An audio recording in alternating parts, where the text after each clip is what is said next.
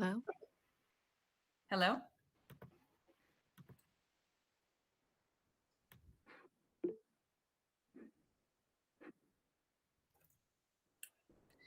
Okay.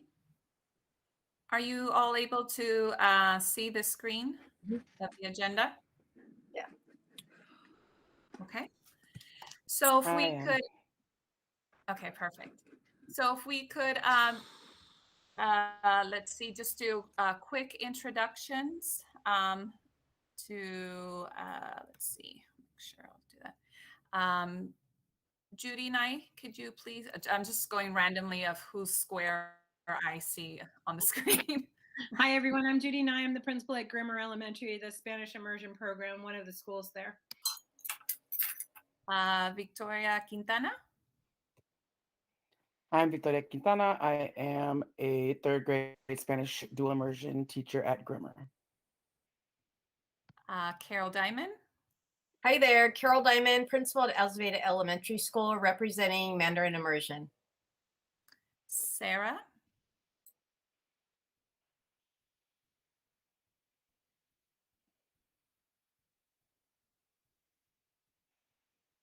Jamie.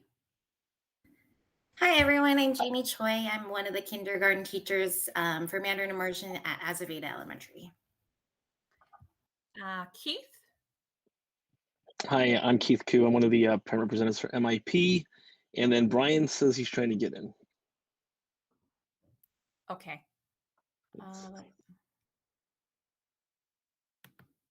Let's see. Patricia.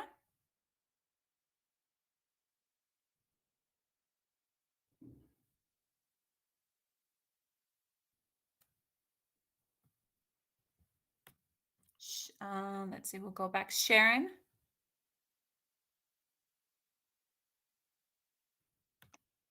Hi, I'm Sharon Coco, and I serve as a representative from the Facilities Advisory Committee. Thank you. President Sweeney. I'm Larry Sweeney, and I'm on the school board. Kelly.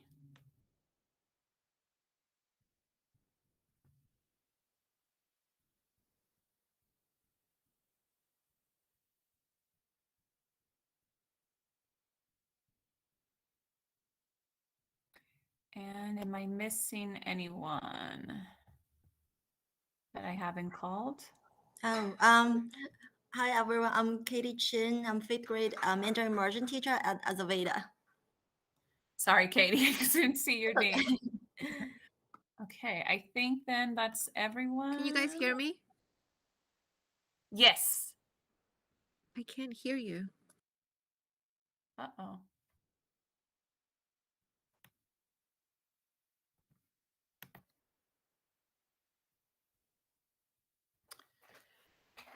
Okay, so we're gonna then get started. I know that there's some people who are gonna be joining us. And so going to the agenda, if we're gonna go to the second portion of the agenda, which is the reviewing of the data. And the first is the facilities. Any remaining questions that we might have in regards to the reports that Kelly has provided us.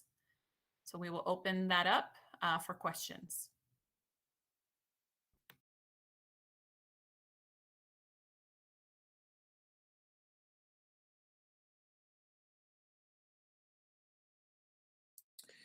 Christy, I did get an email from Brian Gephardt earlier today, just wanting me to make sure I clarified the difference between max capacity and program capacity. And so in my response to him, and I'm not sure if he shared it with everyone, max capacity is based on the maximum capacity that the facility can hold in terms of enrolled students. Program capacity is based on the instructional components of what is actually being taught at the school.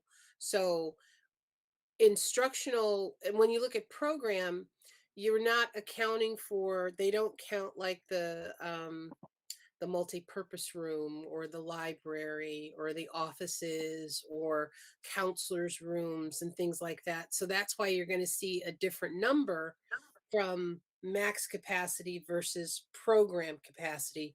And we try and really focus on just the program capacity because that's also based on how many teachers you have, the capacity of the classroom, and whether it's a special day class, whether it's, you know, some special configuration. So I just wanted to share that with everyone. Excuse me, this is Brian. Can somebody let me in the meeting?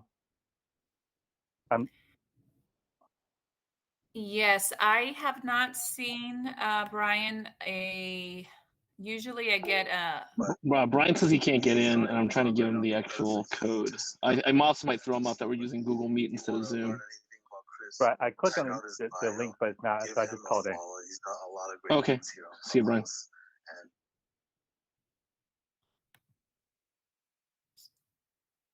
So Brian, I don't see, what do you call it, a notification that you're trying to be let into the meeting.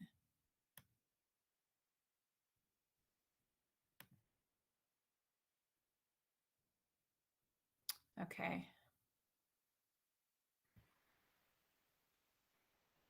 So any questions that remain in regards to facilities? So thank you, Kelly, for clarifying max capacity versus program capacity based on the reports that were shared.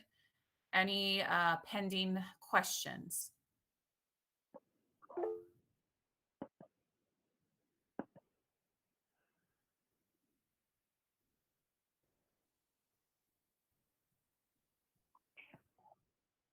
I do have a question. So the capacity report that was sent out, that was information from last year. Is that right? 2020 to 2021.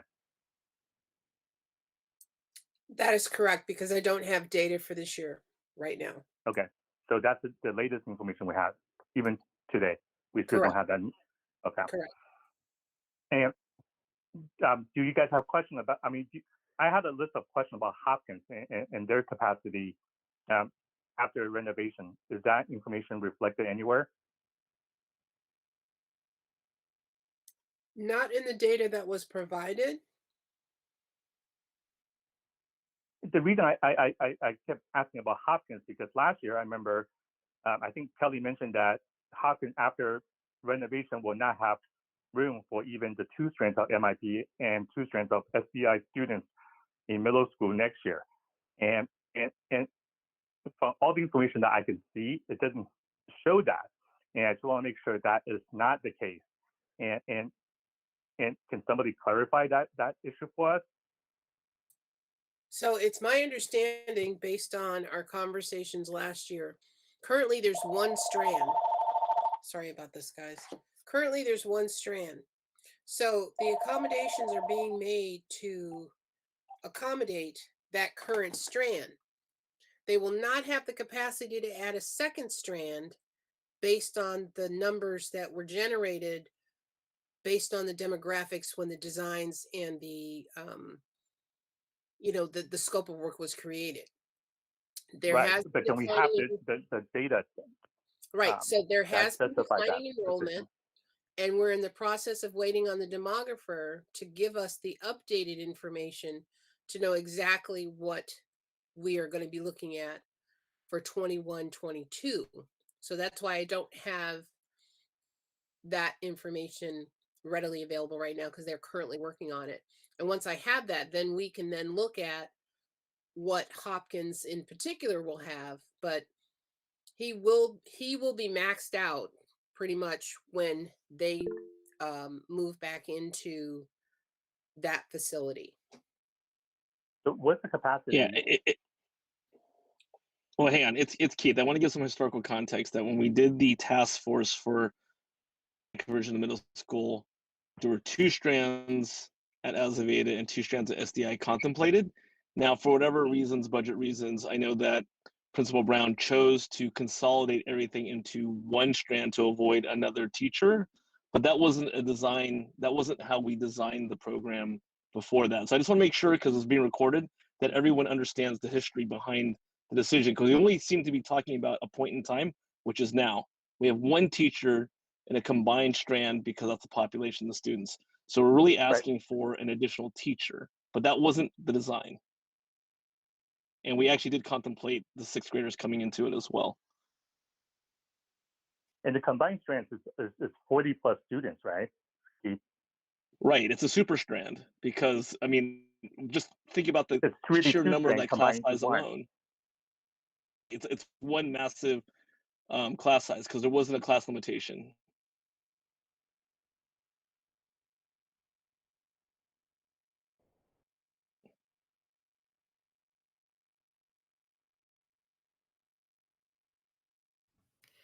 So your question is, just to make sure I'm clear, is that you're asking Brian is, will Hopkins be able to accommodate the existing strands? And also, will Hopkins be able to accommodate the expanded strand now that we've added the students at Blake Howe? Is that correct?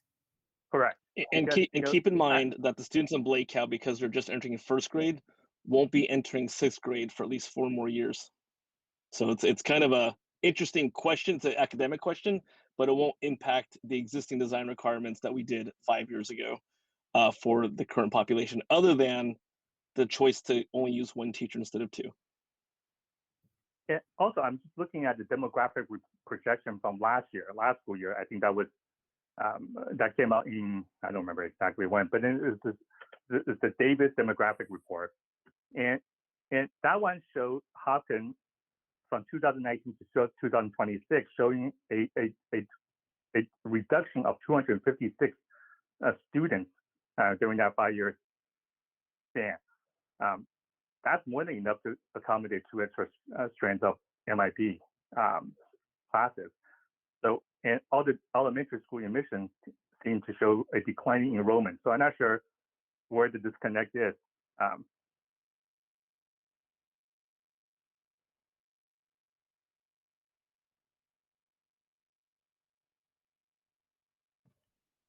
Kelly, is this something that we need to look further into? I didn't hear the last part of whatever his statement was, but to answer his question, currently the existing classroom configuration at Hopkins is 30, and they are expanding to a total of 52 for a final capacity based on 30 students per classroom of 1,560 students that will be at that site. What's the number? I'm sorry, 1,000. 1,560. Okay, so that's a capacity after renovation. Correct. And that's what you were asking, right? Correct. And then we're just waiting for the demographic projection to understand whether or not there's room for Hopkins. Correct. Okay. Is there an ETA for that demographic report to come out? We usually like to get them completed the end of October, early November. So they're kind of on schedule, but they're due to be finished, I believe, and present information at the next board meeting, which is on the 17th. So I'll just say any day now, but I don't actually know until we actually get it in our hands. Okay. Thank you. You're welcome. Perhaps when we can look at going more in depth at this at the next meeting, and we could also invite Principal Brown, who has more insight into that, to this discussion, if that's would be something that the group would like to look further at our next meeting, and have him in attendance as well. Okay, thank you. Yes. Any other questions on facilities and specifically at the elementary level before we move into the next part of the agenda? It looks like Patricia has her hand up. Are you guys able to hear me? Okay, good. I'm having to use my phone and the computer at the same time. Sorry about that. I don't know if this was clarified at the beginning. I apologize. As I review the capacity report dated May 28th, and the capacity summary report dated June 2nd. I wanted a clarification as we compare the maximum load capacity to the program capacity, and looking at the numbers, at the enrollment numbers for SDI, for example. Are we looking at program capacity as the threshold? Is that correct? That is correct. Okay, so, and because as I did that, in reviewing Blackout, Grimmer, and Lila Bringhurst, and looking at the numbers, the enrollment numbers for SDI at all 3 schools, it didn't appear to me that the program could be unified at any of those 3 sites, just based on the numbers and the current loading at each of the schools. So in looking to figure out a site, given the number of rooms needed for unification, I was not able to identify one, with the exception of Lila Brinkhurst. I just wanted to point that out just for my own review. And the second thing I want, it's regarding facilities, but not for elementary. So, so again, I just wanted to clarify that the program capacity is our threshold with regards to the loading numbers. And the answer is yes. So thank you. You're welcome.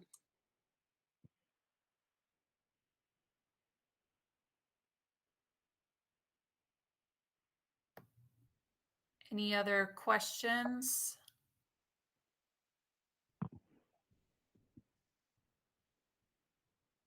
No? Okay. So the next part is to talk about overloads. Kelly, do you want to speak to that?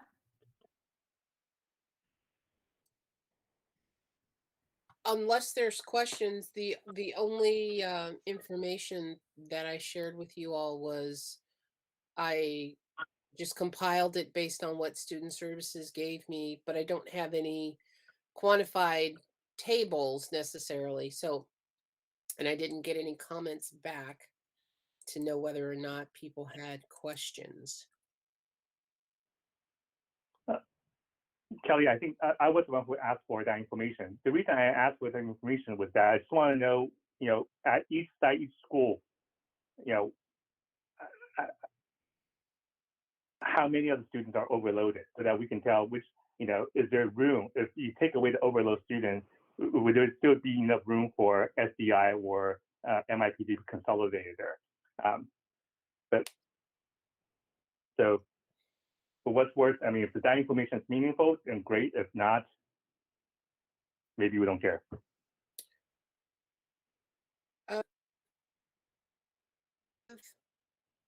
An answer other than any particular configuration. I just I got the information downloaded and I provided it to Assistant Superintendent Salinas, and she was going to review it and then pass it on. So I'm not sure, based on her analysis, if that information was relevant to the conversation that we're having now. But if there's specifics that you want, I'd be happy to go ahead and compile it in a particular manner so that it makes sense to you. Because we did do an analysis last year, and I believe we identified, I think there were up to 5 or 6 schools that were potentially had the opportunity, but I don't think any of the sites were considered by either group based on various things that were not considerations for their population and whatever they were doing at their particular programs. Okay.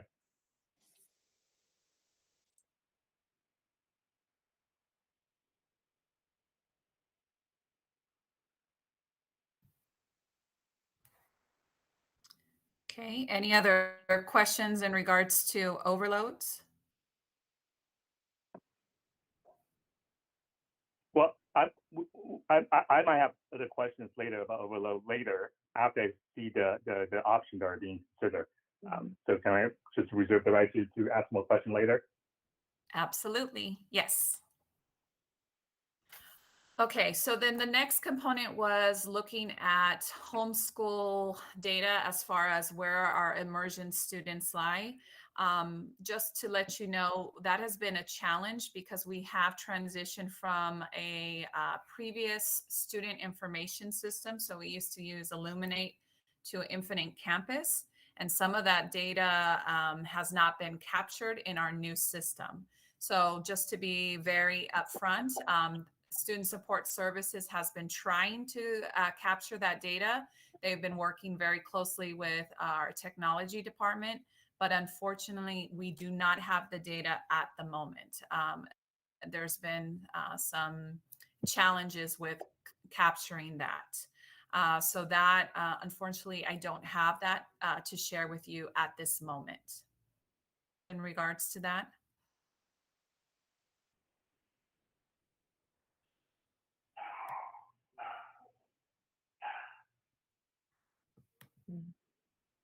Are we gonna receive that at some point, or?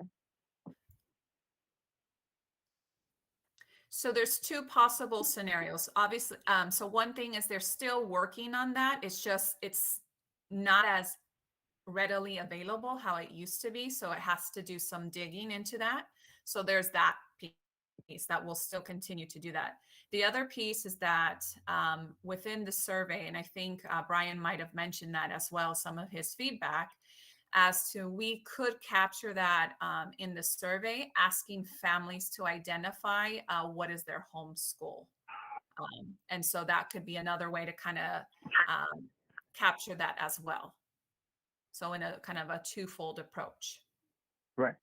This information is relevant to the extent that if we're considering options, at different sites, and we want to know which site is the closest to the existing immersion families. So at some point, we might need the information, if not at this meeting. Yes, I totally agree with you. And again, I apologize that we don't have that now, but it is taking more time to do kind of digging into that. So we will continue on our end, but that is something that we could also add into that survey. And I see Mr. Sweeney has his hand up. Thank you, Chrissy. Please call me Larry. I think one of the things we need to keep in mind is if we are looking for unification eventually, we can't put a whole lot of emphasis on where the children are coming from right now, because that can change. As we all know, demographics in Fremont change all the time. So just to keep in the back of your mind that if we have a solution, it might not solve for, so we have to be thinking long-term when we're doing unification and use the data that supports that. Understood. Thank you for that. Any other kind of clarifying questions? Again, we will continue to work on that, but that is a very valid point. Thank you, Larry, for that. Looking at really long-term solutions and to unify our programs.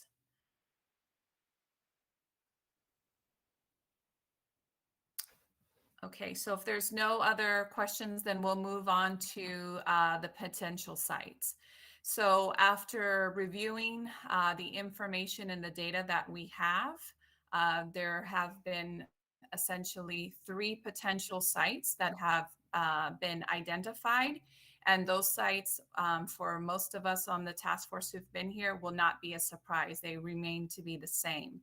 Those would be Grimmer Elementary, and Lila Bringhurst, with the caveat of Lila Bringhurst would only be able to accommodate one immersion program. It would not be able to accommodate both programs. So those are the 3 potential sites from our initial kind of our review as sites that have a viable way to unify one of our programs at that site, with keeping the existing neighborhood students as is. Victoria, you have your hand up. I just want to make sure that that means the entire program, right? Not like we were talking about last year, like 2 strands and 1 strand, right? Correct. It would be the entire program going to one of those 3 sites in addition to the existing neighborhood students. So, Thank you. question: so Grimmer and Blakeout, does it have enough room to accommodate, for example, MIP, or is that Grimmer Blakeout only for SDI? Great question. Thank you, Brian, for asking that clarified question. Grimmer is only viable for the SDI program. It would not be for the MIP. Blakeout does have the potential with knowing that the RICS students would then matriculate to the new site. And that would also mean that the SDI program would need to unify to another site.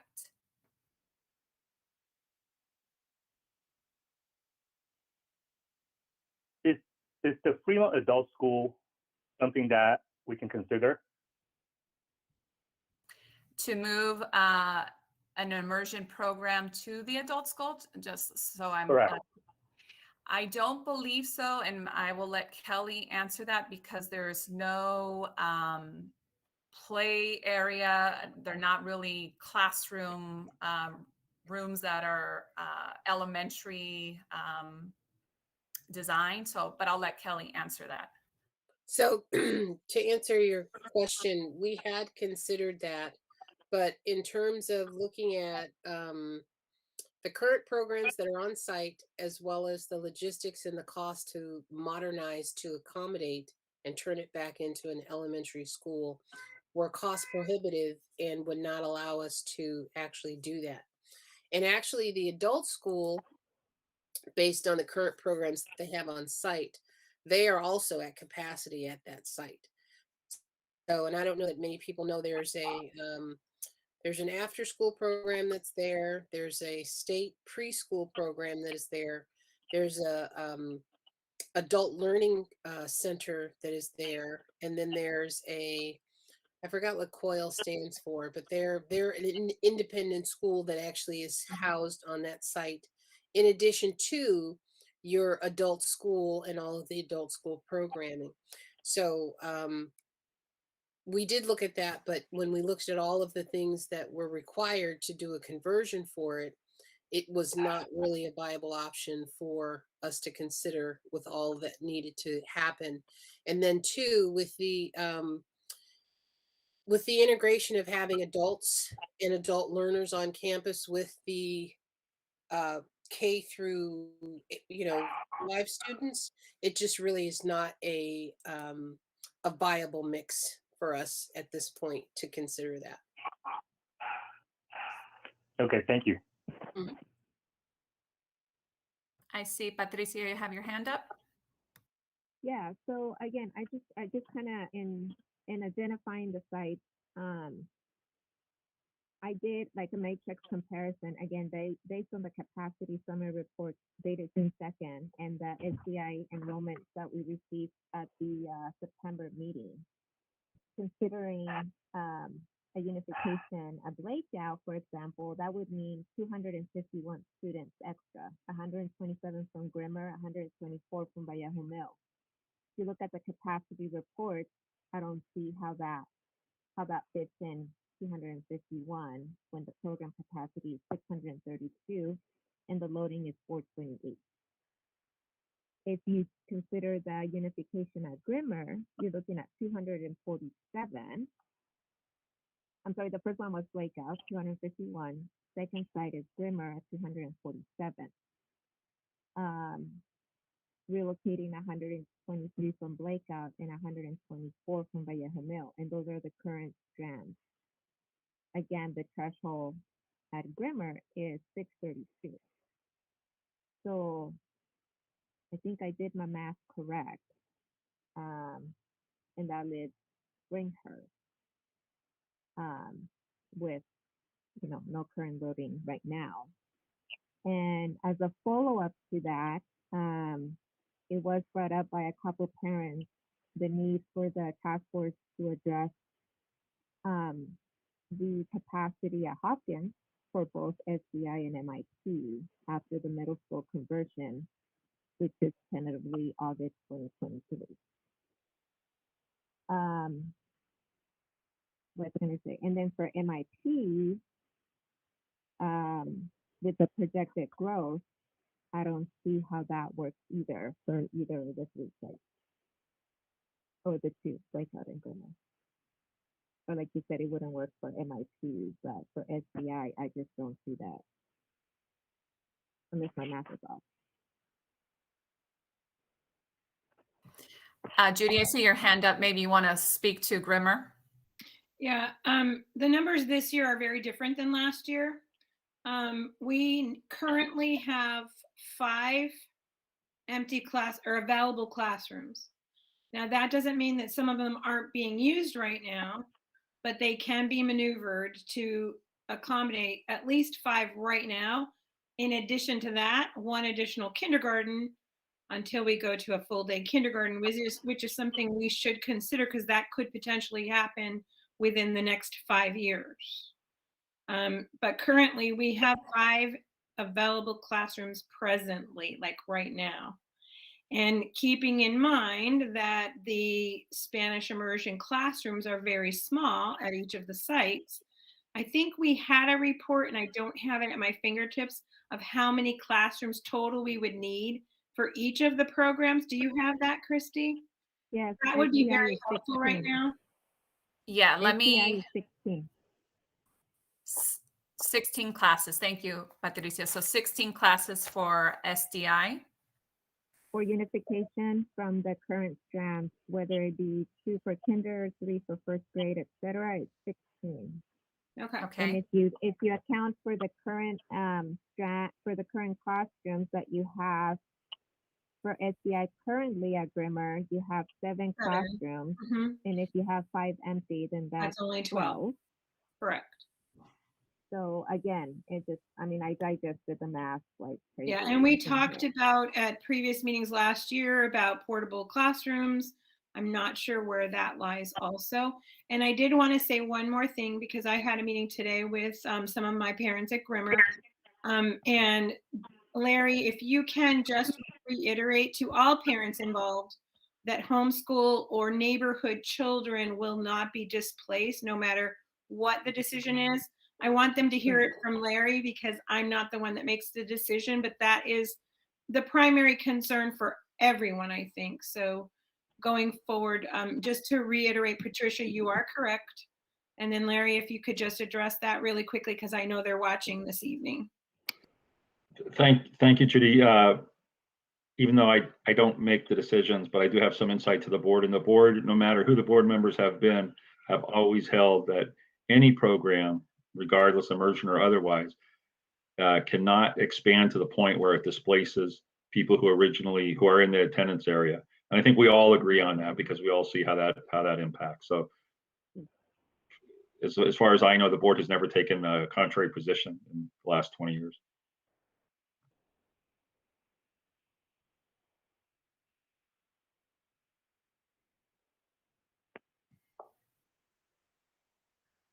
Any other questions? Oh, go ahead, Kelly. The other Sorry. thing, Christy, I was going to say too, in our discussions last year, there were conversations of making sure that those classes are actually maxed out in terms of the student count, because as you said, they are low enrolled by the Fremont standard of a classroom.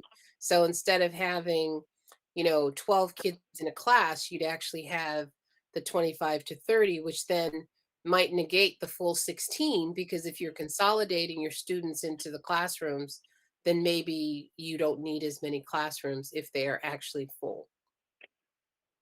Yeah, and I think that was taken into consideration when this summary table was done, because once you unify the 3 strands, the threshold is kind of in the middle, assuming the 25 or the 28, even 30, at least for like primary versus the secondary grade. So I mean, I'm looking at the table right now. I think that was the intent. I guess part of me is just kind of going back with last year identifying a short-term goal, and that was to figure out how to accommodate the growth for MIP as a short-term goal and versus 1 or 2 years. And then kind of figure the SDI portion of the unification goal of unifying a very strong program as a long-term goal. I'm not aware of what the level of discussion that happened at the district between March from our board meeting until we reconvene as a task force. As far as I know, nothing. And so for me, all this is just kind of going back to the same exercise that we did before, and the numbers look very similar.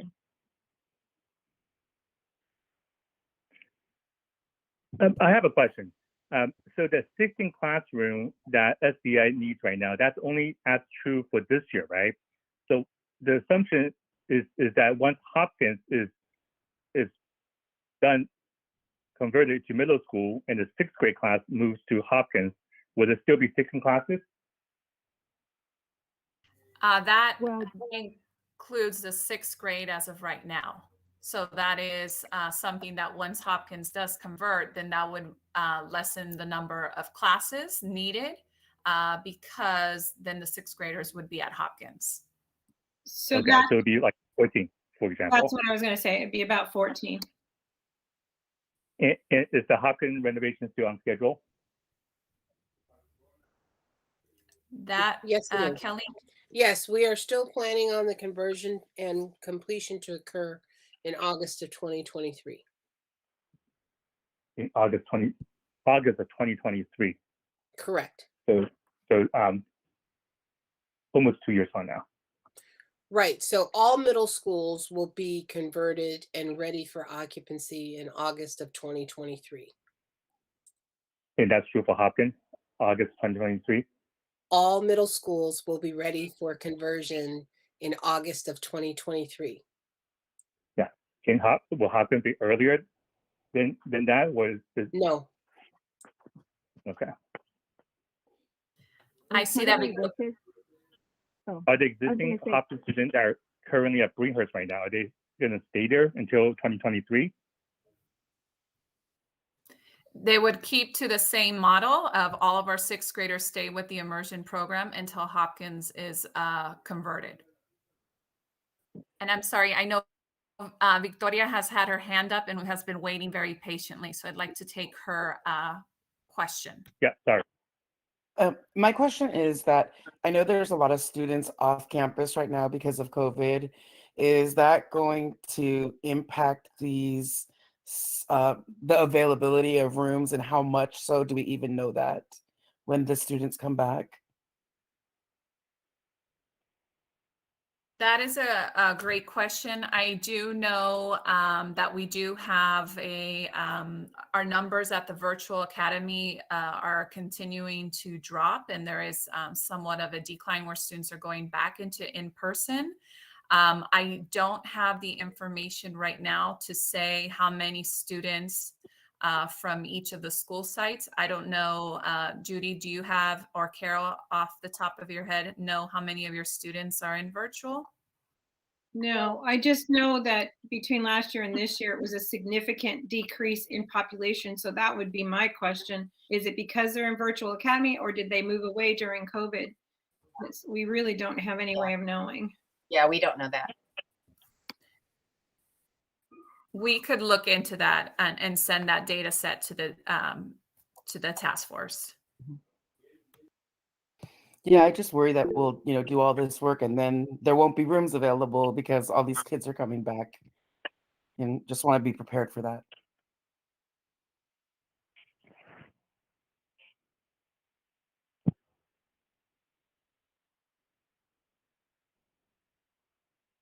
Larry, you had your hand up.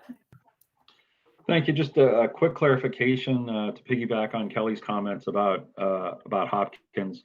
Hopkins will probably return in August of 2022, but not with the 6th grade component. That component will come back a year later, 2023. Just because there's all kinds of comments going out in public, I just wanted to put that in play in case anyone was under the impression that Hopkins was not going to open in August of 2022. I will say that from what I've heard over the past couple of days, as the COVID information is coming out, what's going to be mandatory or not, we might see a spike in the amount of people who want to go to the virtual academy. There's just so many moving parts in all this. It's hard to spend a lot of time discussing it because we really won't know until we have to deal with it. Further complicating the situation. Thanks, Barry. That answers actually my question, so that's great. Thank you. Patricia, you have your hand up? Not anymore. Got it. Brian, did you have a comment or question? Larry answered my question, so that's great. I just want I want to make sure I understand. So right now, the three choices are Grimmer for SDI, potential consolidation site for SDI. Flakeout is potentially for SDI and MIP, provided that it's true for MIP if SDI and the RIC students leave Flakeout to a new location. Is that correct? That is correct. Yes. And then third will be light up ring first. That is correct. Yes. And that means for MIP at Flakeout, that would be 4 strands of MIP classes at Flakeout. That is correct. Got it. Okay.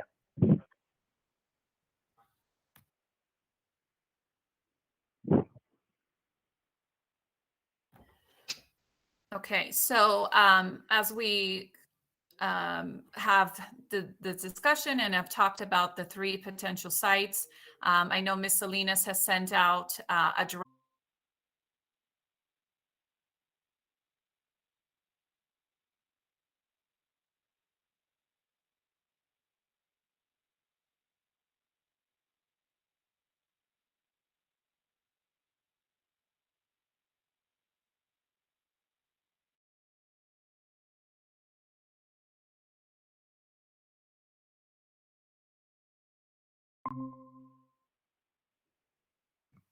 Patricia.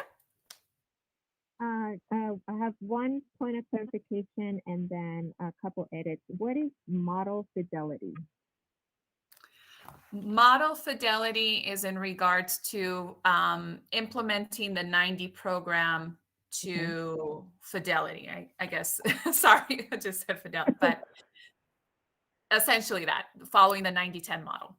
Okay, so maybe that can be either put like, 90-10 model fidelity or something, because when I first read it, I was just like, what?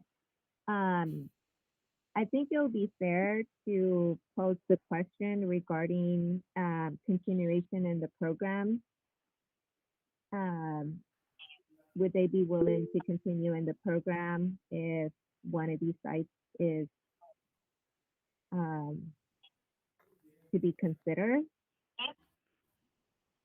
And again, I'm just kind of want to reinforce that recruiting and retaining. And, because this survey is going to go out. I do not have any survey results from the last time we did the survey. I do have it for MIP, the one that they did back in September, which has the preference to remain at Azaveda, but I don't have any results from our own survey. I do have notes from the community meeting, similar questions, but I think it will be fair to have at least a sense of what the program would look like with that question, whether they choose to continue in the program or would they consider, because one of the things is that there is no guarantee that if they opt out, that they would remain at their home school, that they would then again be overloaded somewhere else. So, does that make sense? And then also in the first kind of intro where it says over the years there has been a push. I don't know. I kind of want to have it worded differently. I don't have a suggestion as to what, but it just sounds harsh.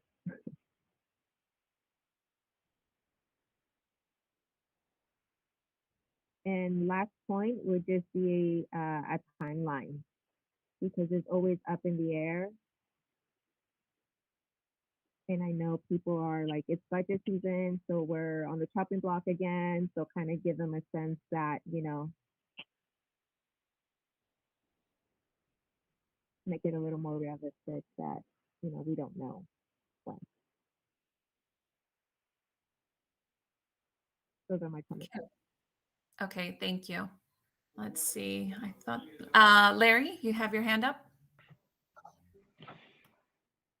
Thank you, Christy. I think I was going to make this point, but I think based on Patricia's comments, nobody's on the chopping block. That's not even coming to the board. The board is not considering chopping anything. The board might be considering growing the programs, but to my knowledge, I have not heard one conversation from anyone about chopping the programs. I did want to point out for the purposes of the survey that we cannot assume that the board would approve transportation to a site. So you need to consider that when you're making your choices, to think, well, I like this site, and if there's no transportation provided, would you still like that site? Something like that, just so that we can use that information very valuably, because I would hate to assume that the board would approve something that I don't know if they would, because we've had to cut expenses on so many things. Thank you for that feedback. And we can note that. Any other feedback? Christy, we're mentioning Bringhurst, but we don't really know that Bringhurst is an option, correct? Because of the cost to open a new school. So does there have to be a footnote to that as well? That's a good point. And maybe I'll ask Larry this. I don't believe, because of me being on maternity leave, so I apologize, but I don't believe the board has decided yet about opening Bringhurst, but I don't want to speak out of turn. So sorry, Larry, to put you on the spot, but that has not happened, correct? Correct, and you're not putting me on the spot. All those discussions have to be in public. So there's no deals or anything like that. And it's true, as Judy was mentioning, that the costs that are associated with opening a school that are in addition to the existing programs, not just the administration, but the electricity, the insurance, the cleanup, the security, all those sorts of things. So those would have to be factored in as well. Thank you. So maybe that is something that we do put a caveat, right? Noting that that would need to transpire in order to that for the school to be open and house one of the immersion programs. Kelly, is there any date in the calendar yet for that discussion to take place? No, not to my knowledge, there's not at this juncture in time.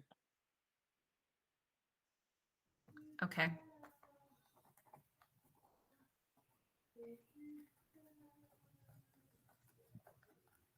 Angelica, your hand is raised.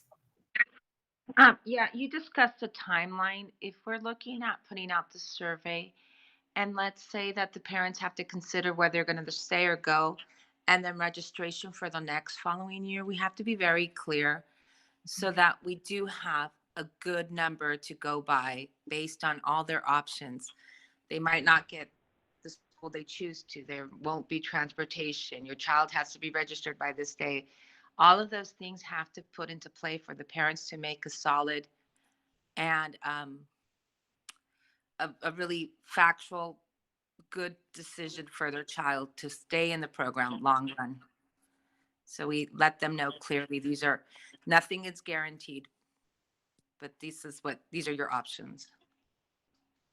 So do we know when the time, like by when, so that they know when do they have to register for the following school year? By January, right?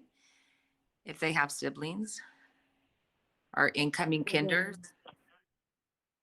Incoming kinders are going to be starting registration soon. As far as for the following, that reservation form, Carol and Judy, doesn't that usually come sometime more in February, March-ish?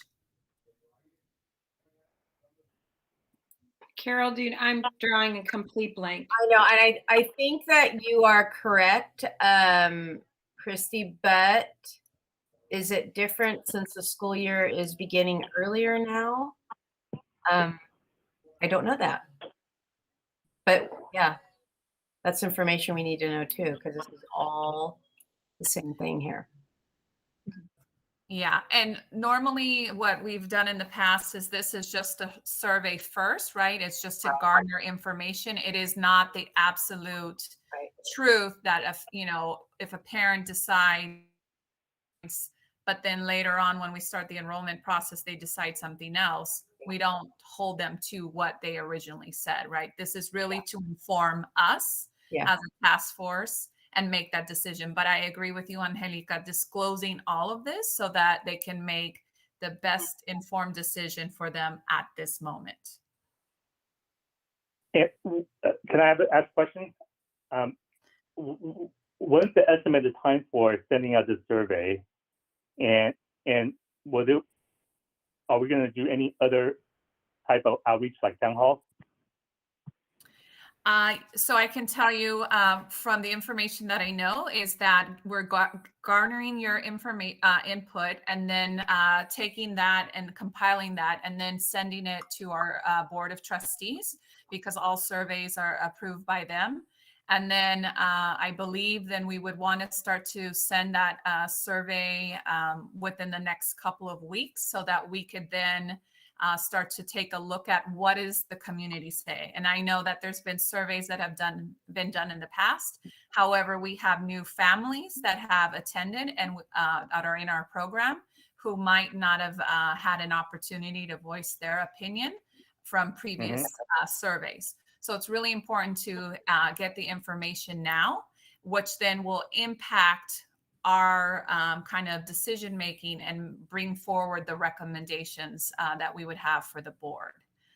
So that's kind of the thought process around the survey and getting that information so that it can inform us as a body to really then take a look at that and then decide on what would be those recommendations. Yeah, so the survey will be out in 2 weeks, basically, right? I'm sorry? So the survey will be out in 2 weeks, approximately. That's the goal. Sorry, cut in and out. So So the survey will be sent out in the next couple of weeks, approximately. Yes, and one thing to add to, Brian, is that we've been working with our immersion programs. And so we've been sending out a joint message in the newsletter. So again, to outreach, we've heard from the task force to make sure that all members are aware of what's happening at the school site. So our principals have done an amazing job of adding that information into newsletters and any school communication, because we do know the district communication versus a school. It's, parents are more intended to read those things. And as a result, that message that has gone out, as Ms. Nye had mentioned, she had a town hall meeting or a meeting with her parents today to discuss those implications. So it really helped to get that message out so that all parties are aware of what's happening. Agreed. Just want to give the information on registration. New students, new kindergarteners and TKs is January. New 1st through 6th is April, and existing is March. I have a short question to that goes along with Ms. Villaseñor's comment. We do have a couple students in our kinder first grade that have siblings that are not in the immersion program. So I would want to know if that's kind of a common thing for some families and others at other schools as well, where they have one older sibling in an English only or curriculum, I guess, and then the immersion, the youngest child, or vice versa in an immersion program. For the Mandarin immersion program, most families enroll all the children coming into the Mandarin immersion program. We do have a few instances every so often that where maybe one child leaves it and the others remain, but it's more common that for Mandarin that they stay in the yeah. in those instances, obviously we would work with the families. There have been times where one student is in the immersion program and the other is not, because of the school sites that have been identified. There is the neighborhood schools and the English only program. So, you know, if there's potential space available, that would be something that we would look at and work with the families around. On a one-on-one. Yes. Yeah. Thank you. Let's see. Is there any other comments from anyone?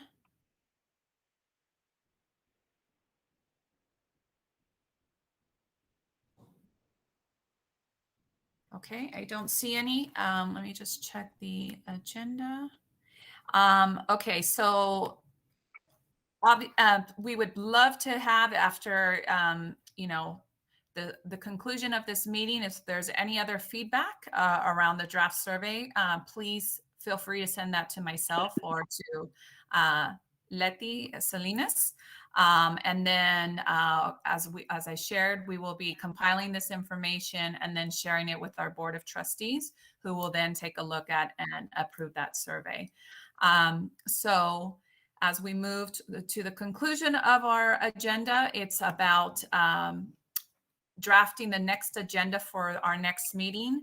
One thing that I had noted is to talk about Hopkins and the capacity and do a deeper dive. And I will be inviting Mr. Brown, who can speak to Hopkins and that as well.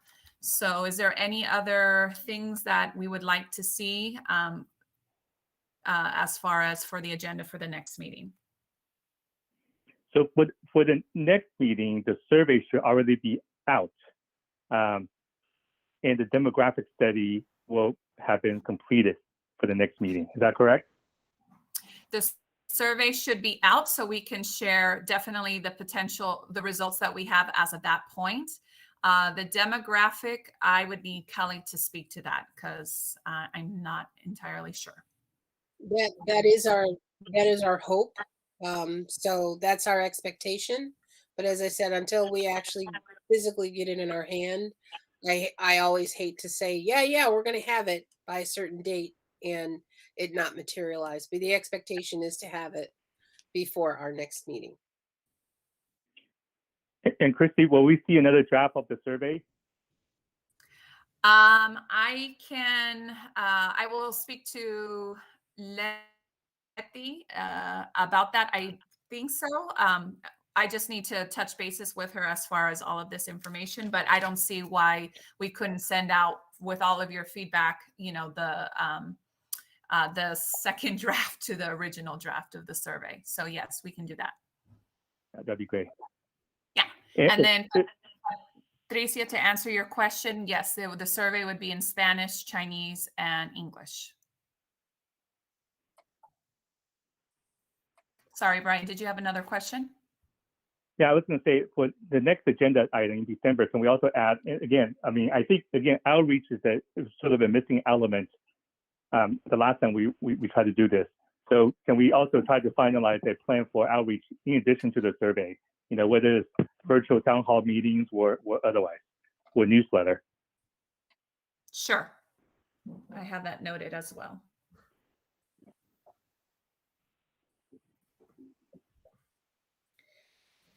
Okay, I will then thank you all for all of the feedback. I don't see, oh, Patricia, do you have another question? No, sorry, I do. Yes. Oh, okay, got it.